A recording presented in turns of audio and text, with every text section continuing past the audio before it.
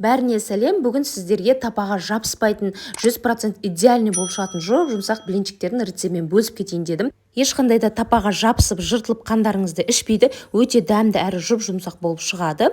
Ол үшін бізге таза ыдыс керек, және де 3 жұмыртқамыз, барлығын венчикпен араластырасыздар.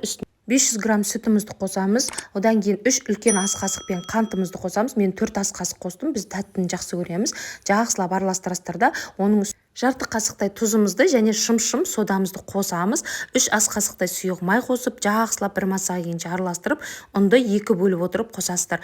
Дәл осы рецептпен жасап көрсеңіздер, қыздар, керемет болып шығады. Блинчиктеріңіз жұмсақ, ешқандай да шеттері қатпай, және де жұп-жұқа болады. Қараңыздар, барлығы енді бір массаға келгенше араластырып. Дәл осы видеодағыдай сұйық массаға келу керек, қатты қою болып кетпесін, әйтпесе қалың болып кетеді блинчиктеріңіз.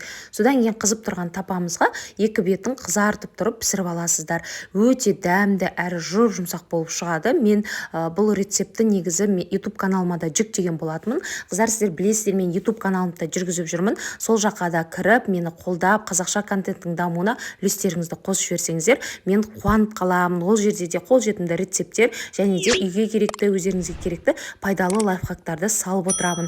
Ақыр соңында осылай отырып пісірдім. Блинчикті білесіздер ғой, тік аяқта тұрып пісірсеңіздер белдеріңіз ауырып кетеді, сондықтан соңында осылай отырып алдым да, спокойно бүкіл блинчиктерімді пісіріп алдым.